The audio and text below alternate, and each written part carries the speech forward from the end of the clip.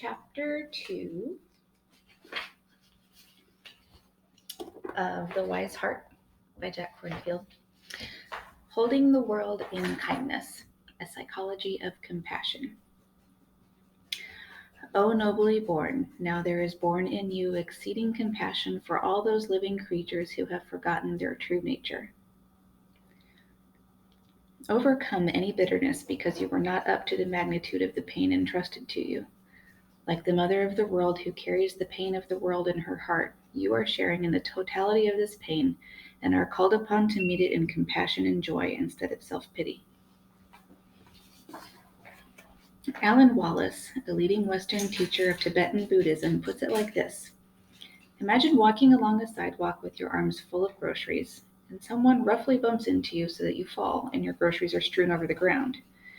As you rise up from the puddle of broken eggs and tomato juice, you are ready to shout out, "You idiot, what's wrong with you? Are you blind?" But just before you can catch your breath to speak, you see that the person who bumped into you is actually blind.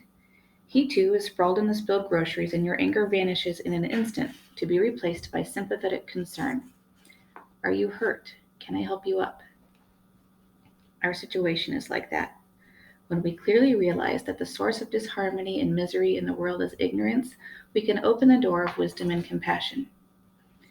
Each person who comes for spiritual teachings or psychotherapy carries his or her measure of confusion and sorrow. Buddhism teaches that we suffer not because we have sinned, but because we are blind. Compassion is the natural response to this blindness. It arises whenever we see our human situation clearly. Buddhist texts describe compassion as the quivering of the heart in the face of pain, as the capacity to see our struggles with kindly eyes. We need compassion, not anger, to help us be tender with our difficulties and not close off to them in fear. This is how healing takes place. This is the second principle of Buddhist psychology. Compassion is our deepest nature. It arises from our interconnection with all things. When I first came to Buddhist practice as a monk, I wasn't conscious of how much pain I carried. I had managed to shut down the childhood memories of violence, the self-doubt and feelings of unworthiness, the struggle to be loved. In meditation and the monastery life, they all came up. The stored history, the judgments and buried pains. At first, the demanding schedule and practices increased my sense of struggle and unworthiness. I tried to force myself to be disciplined, to be better. Eventually, I discovered that unworthiness is not helped by striving. I learned that for real healing, I needed compassion. On one occasion, I was sick with what was probably malaria, lying in my hut, feverish and wretched. I had received medicine from a monastery elder, but it was slow in taking effect. Ajahn Chah came to visit me. "Sick and feverish, huh?" he asked. "Yes," I replied weakly. "It's painful all over, isn't it?" I nodded. "Makes you feel sorry for yourself, doesn't it?" I smiled a bit.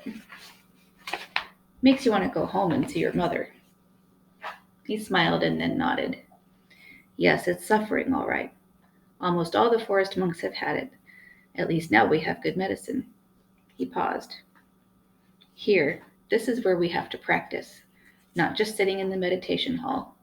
It's hard, all the body torment and mind states. You learn a lot." He waited for a while, then he looked at me with the warmth of a kind grandfather. "You can bear it, you know. You can do it." And I felt that he was fully there with me, that he knew my pain from his own hard struggles. It took another day for the medicine to kick in, but his simple kindness made the situation bearable. His compassion gave me courage and helped me find my own freedom in the midst of hardship. Beneath the sophistication of Buddhist psychology lies the simplicity of compassion. We can touch into this compassion whenever the mind is quiet, whenever we allow the heart to open. Unfortunately, like the clay covering the golden Buddha, thick layers of ignorance and trauma can obscure our compassion. On the global scale, ignorance manifests as injustice, racism, exploitation, and violence. On a personal scale, we see our own states of envy, anxiety, addiction, and aggression. When we take this blindness to be the end of the story, we limit the possibility of human development. Consider Freud, whose revolutionary work brought so much understanding of the psyche. But in Civilization and its Discontents, he comes to a deeply pessimistic conclusion about the human heart. He states civilization has to use its utmost efforts in order to set limits to man's aggressive instincts. The ideal's commandment to love one's neighbor as yourself is really justified by the fact that nothing else runs so strongly counter to original human nature as this. Yes, we must recognize this aggressive aspect of our human nature, but in this essay, Freud stops there, completely missing the opposite and more powerful fact that our individual lives and our whole society are built upon innumerable acts of kindness. Compassion is our nature. From the perspective of Buddhist psychology, compassion is natural. It derives from our interconnection, which Buddhism calls interdependence. This can be readily seen in the physical world. In the womb, every child is interdependent with its mother's body. If either of them is sick, the other is affected. In the same way, we are interdependent with the body of the earth. The minerals of the soil make up our wheat and our bones. The storm clouds become our drinks and our blood. The oxygen from the trees and forests is the air we breathe. The more consciously we realize this shared destiny, the more compassion arises for the earth itself.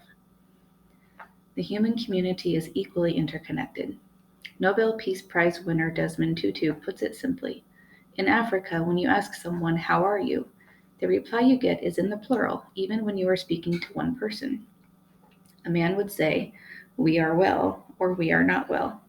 He himself may be quite well, but his grandmother is not well, and so he is not well either. The solitary, isolated human being is really a contradiction in terms. Fortunately, we are becoming more and more aware of our global interconnection. Every meal we eat is intertwined with the sweat of farmers, migrant workers, and long-haul truckers. It depends on the global climate and the earthworms in our soil, centuries of experiments in crop rotation, Gregor Mendel's scientific breakthroughs in seed selection. Its roots extend from the earliest agriculture in Mesopotamia and China to this morning's market rates at the Chicago Mercantile Exchange. Just as we are interdependent with the earth and one another, we are also connected in consciousness. Western psychology does not yet acknowledge this, but it is true. Years ago, when my wife and I were studying at an ashram in the mountains of India, my wife had a very clear but difficult vision of a death in her family. I tried to reassure her that images of death were simply a part of the meditative process. Sadly, I was wrong. 10 days later, we received a telegram that began, "Your brother Paul has died." When we read further, we discovered that the telegram was sent on the day of her vision, and that Paul had died on that day in exactly the manner she had seen. We have all heard stories like this. This is because we are connected in consciousness. This fact is the basis for compassion. There is a neurological basis for compassion as well. In the 1980s, Italian scientist Giacomo Rizzolatti and his colleagues discovered a class of brain cells called mirror neurons. Extensive research since that time has shown that through our mirror neurons, we actually feel the emotions, movements, and intentions of others. Researchers describe this natural empathy as part of the social brain, a neural circuitry that connects us intimately in every human encounter. In Buddhist psychology, compassion is not a struggle or a sacrifice. Within our body, compassion is natural and intuitive. We don't think, "Oh, my poor toe or finger is hurt, maybe I should help it." As soon as it is injured, we instantly respond because it is a part of us. Through meditation, we gradually open the boundaries of consciousness to compassion for all beings, as if they were part of our family. We learn that even when our compassion is lost through fear and trauma, it can be reawakened. Faced with a crying child in a burning house, a hardened criminal is as likely as anyone else to take the risk of rescuing her. We all have moments when the openness and beauty of our Buddha nature shines. D.S. Barnett, writing in The Sun, shows how compassion can bloom even in the midst of a terrible childhood.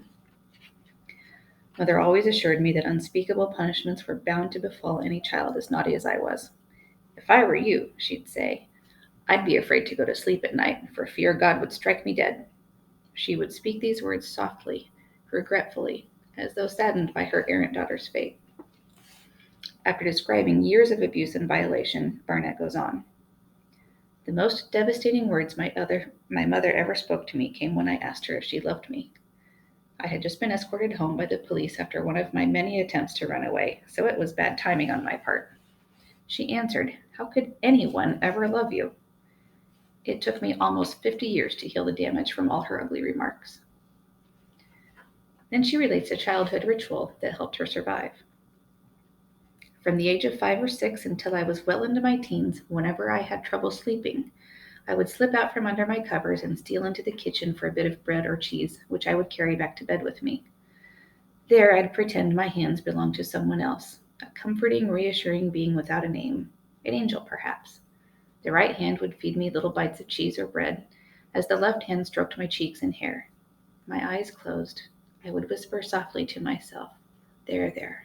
Go to sleep. You're safe now. Everything will be all right. I love you." Describing the life-denying landscape of her childhood, Barnett shows how caring floods through us like an inner angel of mercy, like green shoots forcing their way through cracks in the sidewalk. We can see the natural hand of compassion in all the ways we try to keep ourselves from harm in 1,000 daily gestures of self-protection. The problem of self-hatred. In 1989, at one of the first international Buddhist teacher meetings, we Western teachers brought up the enormous problem of unworthiness and self-criticism, shame and self-hatred, and how frequently they arose in Western students' practice. The Dalai Lama and other Asian teachers were shocked. They could not quite comprehend the word self-hatred. It took the Dalai Lama 10 minutes of conferring with Geshe Thupten Jinpa, his translator, even to understand it. Then he turned and asked how many of us experience this problem in ourselves and our students. He saw us all nod affirmatively. He seemed genuinely surprised. "But that's a mistake," he said. "Every being is precious." Nevertheless, self-judgment and shame were there in many of those who came to Buddhist practice. I certainly knew it in myself. In order to survive the periods of extreme conflict within my family, I covered over my pain. I became a peacemaker and a good boy. When my parents were battling, I tried to calm them down, without much success. When I went to school, I tried to stay safe by pleasing the teachers. Secretly, I envied the bad boys, the ones who skipped class, smoked behind the school, and got into fights. It looked like they were having more fun. Today, of course, I know that many of them were struggling too, acting cool to deal with their own fears. While trying to be good, underneath I had a feeling of being unloved, of forever seeking acceptance. In meditation and body-oriented therapy, I got to know these feelings more fully. They came so often. I learned to put my hands on my belly and heart to hold the pain and emptiness. At times it felt like an insatiable hunger, and at times it left me feeling very young. I was a tiny infant whose parents were already fighting horribly, my mother tells me, while I cried and cried. My twin brother and I, and my next brother, born a year later, were all allies in survival for most of our childhood, while my parents were triply overwhelmed. For me, the bottle I got on a schedule, it seems, was not enough. So inside I felt the hole in my belly and heart and the sense of being unlovable. I would curl up in a ball, and in the image that came, I felt like a starving Ethiopian child I had seen on television. I named this boy Ethi. Yes, he wanted food, but most of all, he wanted love. This was the food he was starved for, and through years of practice, I gradually learned to provide it. My sympathy for Ethi has strongly inspired me to support organizations that feed hungry children. Each of us has our own measure of pain. Sometimes the pain we suffer is great and obvious. Sometimes it is subtle. Our pain can reflect the coldness of our families, the trauma of our parents, the stultifying influence of much modern education and media, the difficulties of being a man or a woman. As a result, we often feel that we have been cast out. To survive, we have to cover our heart, build up a layer of clay, and defend ourselves. We lose the belief that we are worthy of love. The mystic Simon Weil tells us, the danger is not that the soul should doubt whether there is any bread, but that by a lie it should persuade itself that it is not hungry. Compassion reminds us that we do belong as surely as we have been lost. As you read this book, at times Buddhist psychology may appear dry, full of lists and practices. Always remember to put your trust in compassion. The experiences of practitioners whose stories are told here continually describe the reclaiming of compassion and self-love. From this comes a shift of identity, a release from the covering of clay, a return to our original goodness. A divorced veteran of the first Gulf War, Andrew came to meditation to find relief. He had lost his heart in the desert. His patrol came upon a bunker with Iraqi soldiers. They shot and then threw in grenades. Afterward, they found it filled with the bodies of very young men holding a white flag, unable to signal their surrender. Andrew carried the soul-numbing demand of having to kill at 20 years of age. He also carried the sorrow of his military friends who were still caught in the after effects of the war. Coming to retreat, Andrew didn't know what he wanted, but I felt in him an unexpressed longing for forgiveness, healing, and a reconnection with the world. In the simplest terms, he needed the healing waters of compassion. In the beginning, much of Andrew's training was simply to breathe gently and make room for the waves of his grief. He had feared this opening because he believed that he would be overwhelmed by the tragic memories and the guilt. On retreat, with the support of the meditators around him, he slowly learned to hold his battered body with kindness. Gradually, he extended his heart to the suffering of both the Iraqi people and the American people. When the painful images and guilt arose, he began to experience his innate compassion. The sole force he had felt was lost. This was the start of his return to life. When we lose connection with this tenderness, we may not realize that it can be reawakened so simply and directly. Compassion is only a few breaths away. Rose, a Buddhist practitioner, came to a small group meeting with me on retreat. When it was her turn to talk, she just wanted to sit quietly, settle into herself, be silent. She was naturally shy. It is so much more difficult when I relate to people, Rose said. I know part of this is just my nature, but part of it is the pain of my family history. I can't stand to have anyone's eyes on me. As we talked, she closed her eyes so she would feel safe. Speaking in the group was terrifying. When I inquired into how long she had been this way, it was as early as she could remember. My parents were always watching me, annoyed, scowling, angry, filled with judgment. I have no memories of it ever being another way. As Rose continued to be attentive to her experience, she wept. I asked if she could find any safe place in her body. There was none, she said. Could she remember from her childhood a single instant of well-being? It took her a while.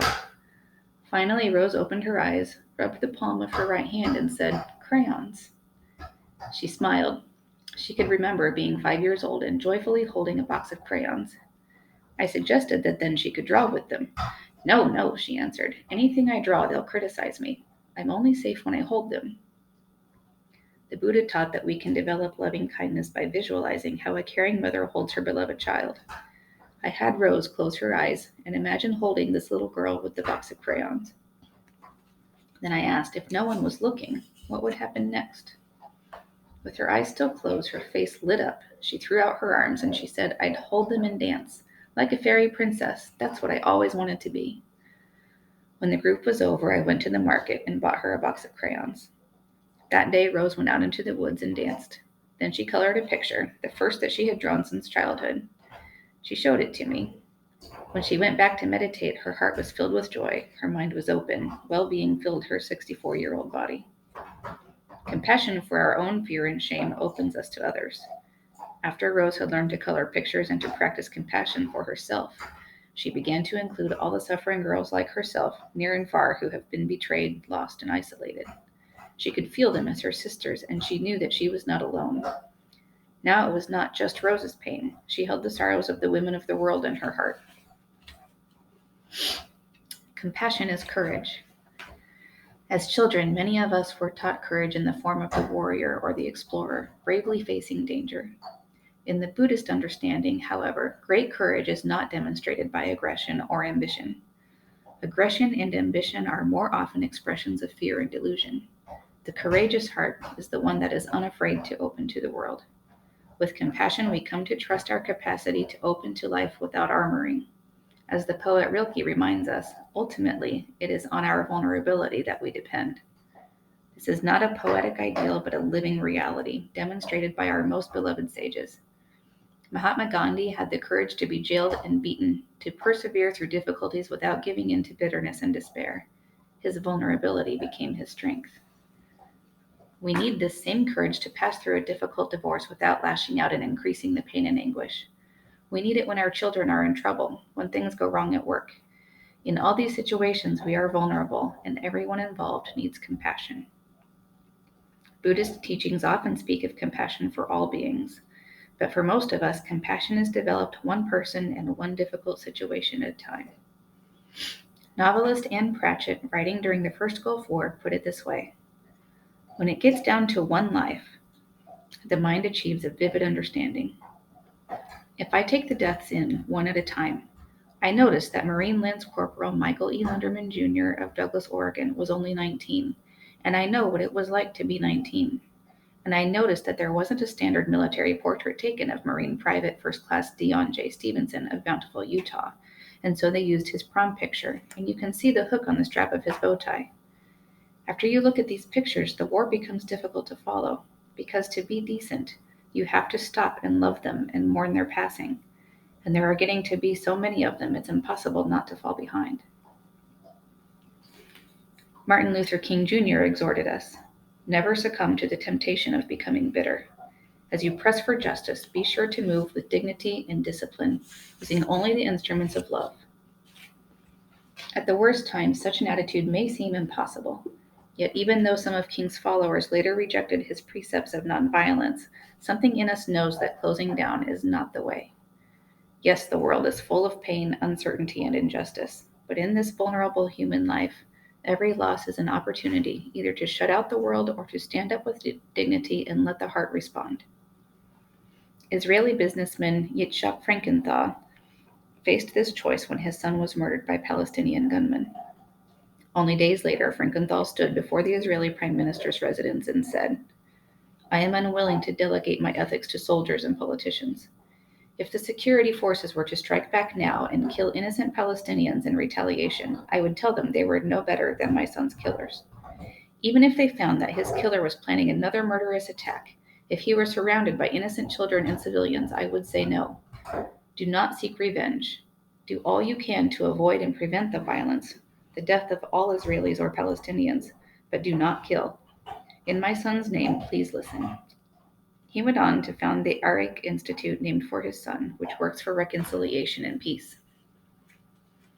Living with compassion does not mean we have to give away all our possessions, take in every homeless person we meet, and fix every difficulty in our extended family and community. Compassion is not codependence. It does not mean we lose our self-respect or sacrifice ourselves blindly for others. In the West, we are confused about this point. We mistakenly fear that if we become too compassionate, we will be overwhelmed by the suffering of others. But this happens only when our compassion is one-sided. In Buddhist psychology, compassion is a circle that encompasses all beings, including ourselves. Compassion blossoms only when we remember ourselves and others, when the two sides are in harmony. Compassion is not foolish. It doesn't just go along with what others want so they don't feel bad. There is a yes in compassion, and there is also a no, said with the same courage of heart. No to abuse, no to racism, no to violence, both personal and worldwide. The no is said not out of hate, but out of an unwavering care. Buddhists call this the fierce sword of compassion. It is the powerful no of leaving a destructive family, the agonizing no of allowing an addict to experience the consequences of his acts. Wherever it is practiced, compassion brings us back to life. When a woman named Lavon came to Buddhist practice 3 years after her husband's death, she was angry and depressed. She had closed herself off from the world as if her loss were an unforgivable betrayal. She lived alone, out of contact with old friends and her sisters and their children, and she had abandoned the political work that once inspired her. Life felt cold, unforgiving, meaningless.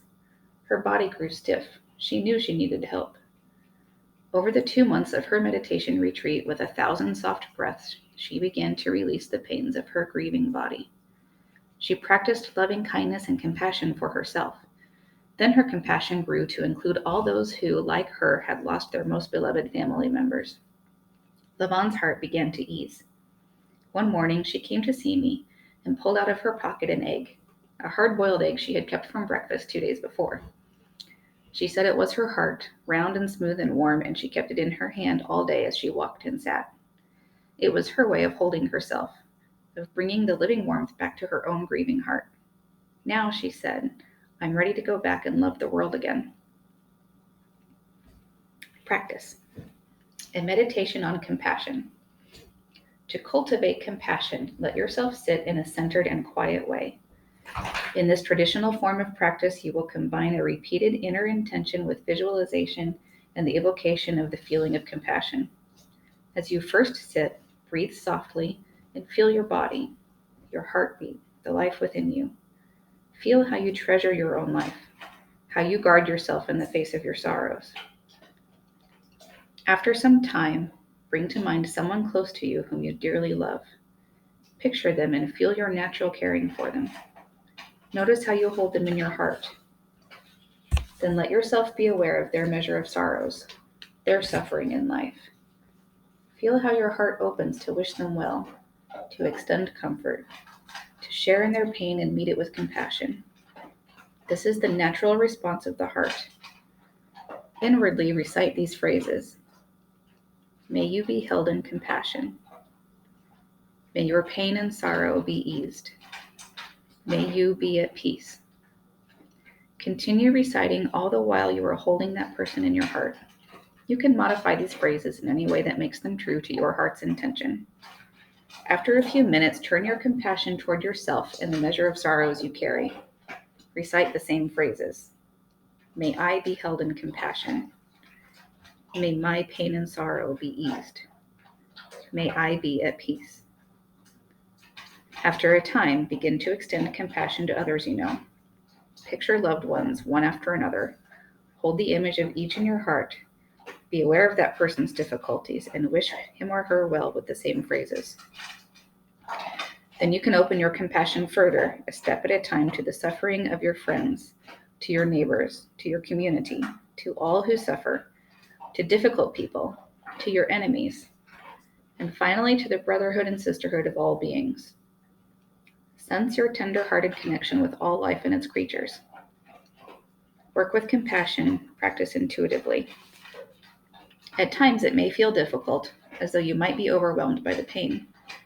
Remember, you are not trying to fix the pain of the world, only to hold it with a compassionate heart. As you practice again and again, relax and be gentle. Breathe.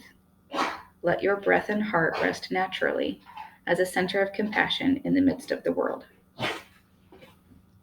Tomorrow, Chapter 3.